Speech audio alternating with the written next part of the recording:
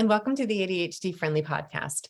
I'm Patty Blinderman. I'm a professional ADHD coach, and my passion is finding ways to create more ease in my life with ADHD-friendly tools and resources, and to bring them here and share them with you in the hopes it does the same in your life.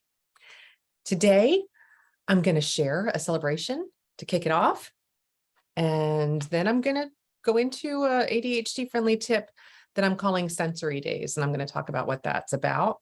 And then my main topic for today is re-entry plans and why you need one to support your brain. And then I'm going to do a medicine cabinet checkup where I'm going to revisit my medicine cabinet organization and update you on where it was this year and what I did to get it up to snuff. And then I'll let you know what's coming on the next episode before we wrap up today. So let's start, as we do, with a celebration. And my celebration is related to my medicine cabinet that I'm going to talk more about in a few minutes. But my celebration is that it is ready for cold and flu season. And it just feels really good going into the time where I know like flus or the flu and COVID and RSV with little kids is running rampant right now. And it feels really good to know I have pretty much everything on hand that I would need to be able to support myself or a family member if they get sick. Hopefully they won't, but I'm ready if they do. All right. ADHD friendly tip. So I learned from my daughter about something called Sensory Days that I wanted to share with you. So she went to the North Carolina State Fair last weekend, and she went on Sunday, and she told me that Sunday morning they had something called Sensory Days.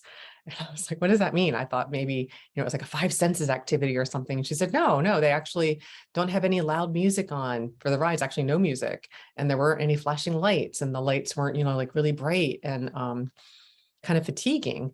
And it's designed to support individuals who tend to get kind of sensory overload. And this, happens a lot with kids, but it can also happen for those of us who have sensitivities to loud noises and bright lights, or maybe like a lot of people, crowds in a space can create some challenges. So that led me, that got my brain all fired up, and I was like, well, wait a minute. I'm sure this must happen in other places. This must be a term that's used. So let me search it. And I did. And what I found was that like places like Chuck E. Cheese have something they call sensory friendly playtime. I always want to encourage, check your local, if that's something that you take your family to, check your local one and make sure that that's something that they're participating in. And so what their schedule is. The one that I looked at, it was the first Sunday of the month, and they dim the lights, and they have a quieter dining environment as well as a quieter play environment. So that might be really handy. Chuck E. Cheese it's funny that came up in my search, because it's one of the places I refuse to take my kids to. Once I'd taken my kids to a birthday party, it was so overwhelming and exhausting that I literally get fatigued just thinking about it. So I can appreciate that they now have sensory friendly playtimes. And then I looked up some places in Chicago where I am right now, and the Field Museum had something called Sensory Saturdays that apparently right now they're paused, but they do have on their app a sensory friendly map that kind of lets you decide where you're going to go when you're visiting, and keeping that in mind, what's kind of available that's designed to be a little bit more sensory friendly. Another thing that I found was the Lincoln Park Zoo here in Chicago has something they call sensory bags that they give out to guests to use while they're visiting. And it includes some noise canceling headphones, a stress ball, and yellow tinted sunglasses. And then the Navy Pier, very, very famous tourist location, has sensory friendly map also on their app. And they also have tips for how to navigate the Navy Pier in a sensory friendly way. And so these were just a few of the things I looked up. There were examples in Seattle and California and all over.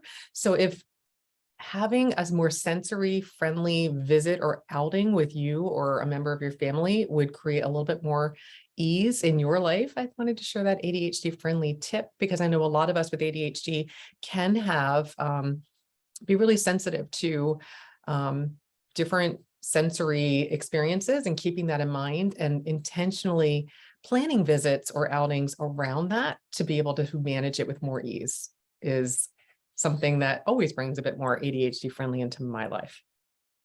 All right, so let's dive into my main topic for today, and that is reentry plans. Now, reentry plans are mostly associated with kind of coming back to something after being away. And you'll often see this come up like in the criminal justice system, where somebody is reentering into the community after being released from prison. Or it could even be in schools. Often it's called a reentry plan if a student, for example, is suspended and they need a plan to come back and attend again. But it also became a more common term after we were transitioning from kind of the pandemic lockdowns to being back in person. So a lot of businesses as well as schools had reentry plans to support that transition. What I know with ADHD brain wiring is we need often our own reentry plans for anytime we're away from our routine, our structure, our environment that supports us. And this can be anything after like coming back from vacation, after a holiday break, a long weekend, a longer, like a maybe summer break, or even if you think about maybe if you're visiting family for the holidays, maybe you have a reentry plan for how do you go back and connect with family in a way that's going to support you. Families are often emotionally charged and can have a lot of trigger kind of moments that if we create a plan beforehand, it can help us to enter and navigate with more ease. And then there's also maybe the need for it if you have a dual household for kiddos, maybe at a separated or divorced or two-parent household where they're split time between two homes, and navigating that with a reentry plan. How do you transition from one home to the next and do that with as little disruption as possible? And reentry plans can be a really powerful tool to support all of those different areas and more. And I'm just going to share some helpful tips of what I hope will help you to create your own, if it's something that could support you. So first, identify what you can do before your vacation, long weekend, whatever the break is from your normal routine, to make it easier to reenter when you return. So my number one strategy for this is write a note to your future self. So if you'll remember, I shared back in episode 50 when I shared what worked for me when I went on my week-long cruise with my husband. I wrote a note to my future self. And I do this pretty regularly, not every single week, but I do it for myself even for a regular weekend, because leaving my office on a Friday and coming back on Monday, what I know about my own brain is on Friday, I can't imagine not remembering exactly where I was because it's so prominent and clear on Friday afternoon. But what I know also from experience is that on Monday morning, I am often frustrated because I don't easily reconnect to where I was, and it creates a drag on my energy and it ramps up my frustration first thing, and that's not good for me. So what I do often is on Fridays, I will make a note to future Patty, and I'll date it for the date I'm coming back. And so I just have a quick little example. This was last week's checklist. I put little time circles next to it. And I just had like the very first thing, check email and note any actions needed. And then I always do my daily and weekly planning. I've started doing it on Monday mornings lately, just kind of changing it up a little bit. I have been doing it on Sundays, but after my cruise vacation, I really have just been embracing doing it on Monday mornings. And so far that's working for me. So that's the second thing on my list. I had to record a podcast on this past Monday, and I planned time for my assistant. And so I just write it out. So when I come in on Monday morning, I already have it written down what I need to do. And so I'm not scrambling. I'm not trying to readjust and reconnect. It's there.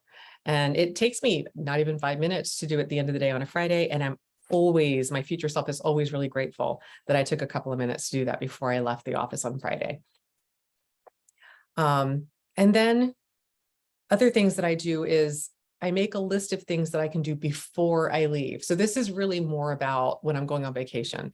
So supporting my reentry plan that I do before I even leave often includes, like if I'm going on vacation or away for the weekend or anything like that, I will make my bed with fresh sheets. that is a magical thing that I've learned really works for me. I look forward to coming home. It pulls me into going to sleep without delaying. It's just a very sparkly thing for my brain to come home to clean sheets and a freshly made bed. After I make the bed, I put 2 empty laundry hampers on top of my bed.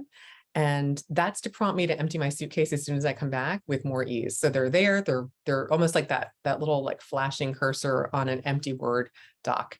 It's just pulling me into going ahead and sorting the laundry as soon as I'm unpacking my luggage, so that my luggage I'm not gonna kind of live out of my luggage for a few days or weeks. And I'm just gonna have an easier time getting everything sorted and put away so that I can transition from vacation into being back at home.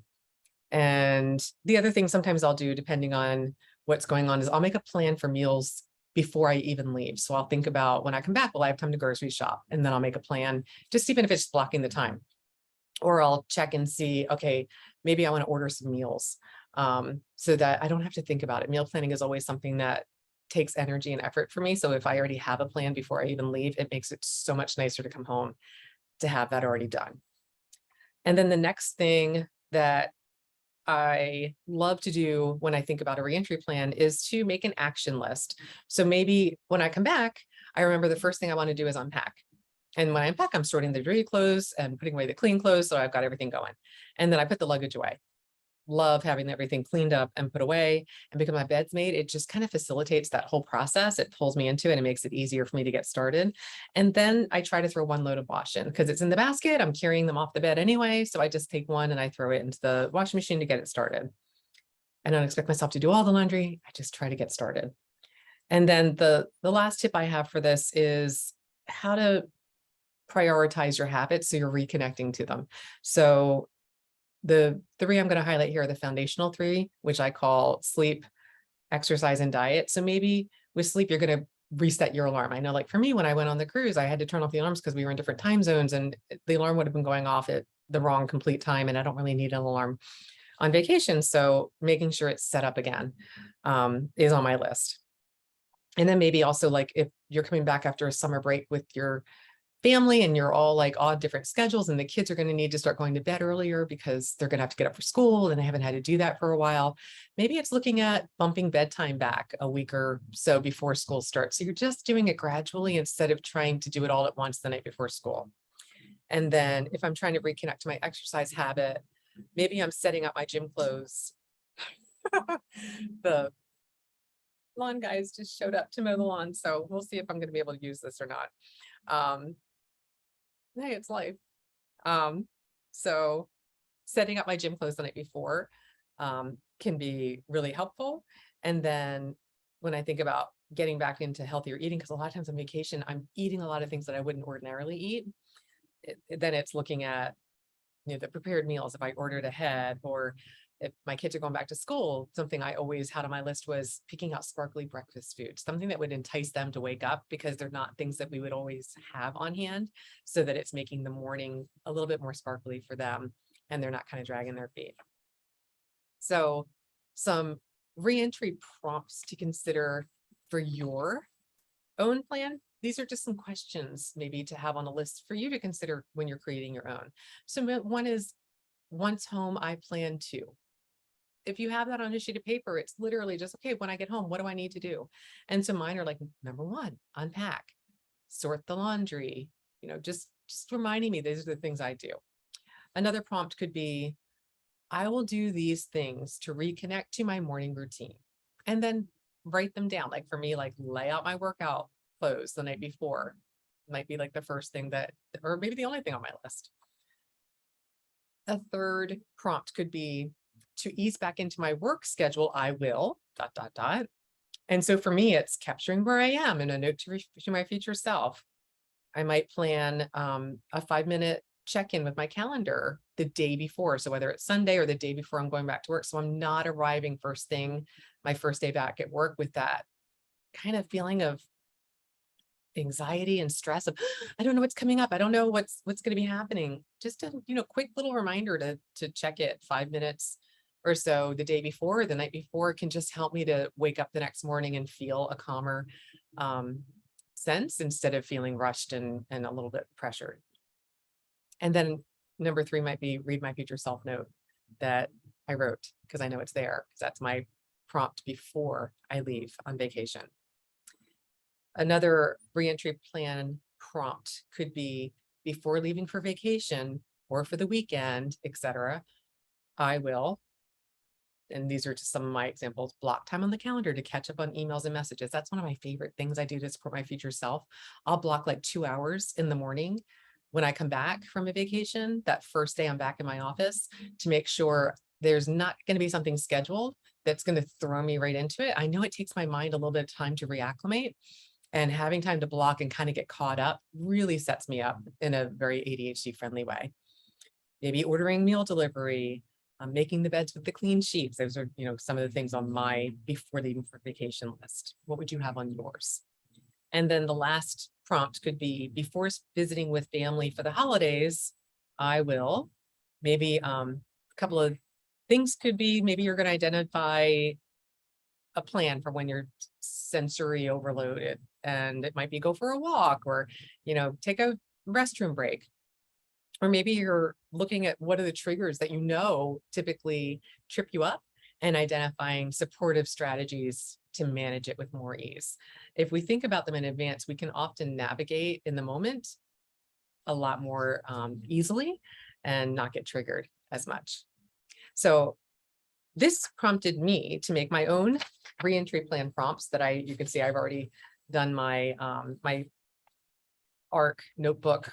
I punched the hole so it's ready to go into my palm and support me.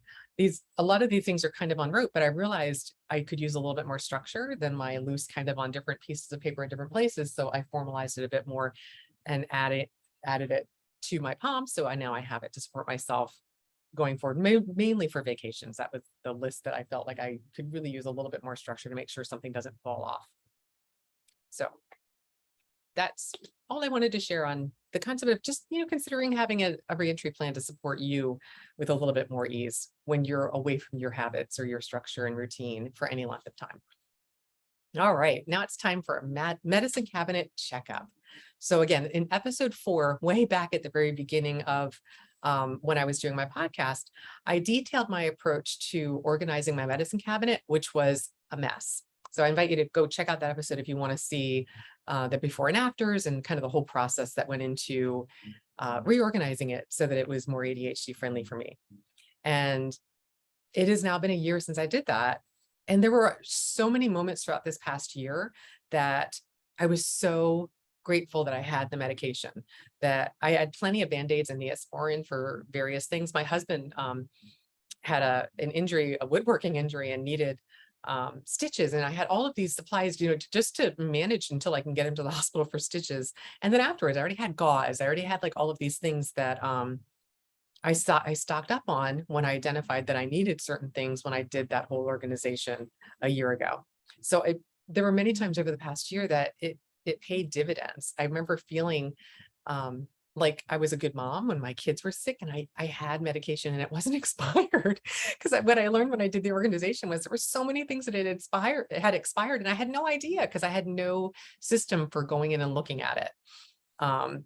So the last thing that I did when I organized it last year was I put a reminder on my calendar to check it. And it's repeating each year. So each year I will see that prompt. And what I did this year was I started with a before picture, and anybody that works with me knows I'm a huge fan of before and after pictures. So I'm just going to hold this up. If you're listening to this, I invite you to check out my podcast on YouTube, ADHD Friendly Podcast. But this was my before, and if you, it really wasn't too bad. Things were still in their bins. They were spilling over a little bit and maybe encroaching a little bit on each other. Not horrible, but also not, as neat and tidy as I'd like it to be. And after I organized, that's the after. So that's kind of where it is now. And it's just cleaner and everything in there now is up to date. So I identified I had 5 medications that expired, and that kind of surprised me because I just did it a year ago. And so I put them on my list and I shopped for them and they're updated. There was only one product I did not get, and that's because it was really expensive. It wasn't on sale. and it just expired. And so I'm just, it's on my list to buy when it goes on sale, but I'm kind of, letting it go, the expectation that I replace every single thing, because I don't want to get into that kind of perfectionistic, everything has to be done before I can call it done. So it's on my list, but I'm not buying it now. So I kind of just redid my list, and I bolded that one. So I'll remember to buy that when it's on sale. So I have a copy of this hanging again in my medicine cabinet.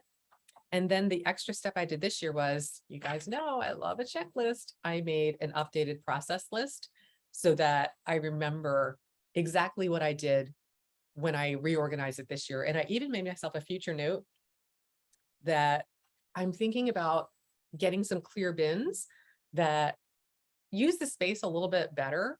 And I'm thinking would get me a little bit more space, so I'm not stacking things on top. Because what I noticed when I was reorganizing at this time was that a lot of the overflow and things were when I pull things up and then ended up putting it on top. So they ended up kind of stacking on top of each other. And I realized if it was a bin that really didn't allow for that, I think that would be better. But I decided not essential. Don't need to do it right now. I just made a note next year just to check in and remember that that was something I thought I might want to do. And so if I want to next year, there's a prompt there. I can decide if I want to do it, and I have a plan. And I even identified the products that I want to get for that. So I've captured everything. I even put down a note in here that it took me about an hour. I love timing things and noting how long they take, because I often avoid doing things if I don't know how long they take. So including that little detail will make it even easier to pull me into it next year. And I put a little note in my calendar reminder to say, check your personal owner's manual for that tool, to remind me that the checklist exists and to go in and use it. And then I'll see the time estimate, and it just creates that upward spiral of positivity. I'm so excited. So that's why I'm also, calling out that celebration of having it updated again. Just feels so good. I'm going into my second cold and flu season in a row, feeling really grounded and prepared. So as I wrap up this session, I talked about how using sensory days, maybe identifying what would make it easier for you to tolerate different sensory challenges, or looking for sensory friendly places, times and schedules in your community, if that's something that would support you or a member of your family to enjoy something with a little bit more ease. And then I talked about how a reentry plan can really help to reconnect to your systems and routines when you've been away from it for a day, a weekend, or vacation, whatever the length of time is. And then I just shared a little checkup on my medicine cabinet just to connect you to, what I did to make mine work for me, and update it a little bit to get it refreshed to make sure all the medications in there are up to date. And just invite you to think about what would make it easy for you to do yours, if that's something that you haven't looked at in a while. In next week's episode, I'm going to be talking about ADHD friendly ways to budget for the holidays. And then I'm going to share some thoughts on what I'm calling tip fatigue. I don't know if that's a term yet. I'm going to research it a bit more, but it's something that came up for me that I noticed I was feeling. And I thought, I'm going to talk about some reasons why that is and what you might be able to do to support yourself to manage it if it comes up for you. That's all for now. Until next time, tally ho.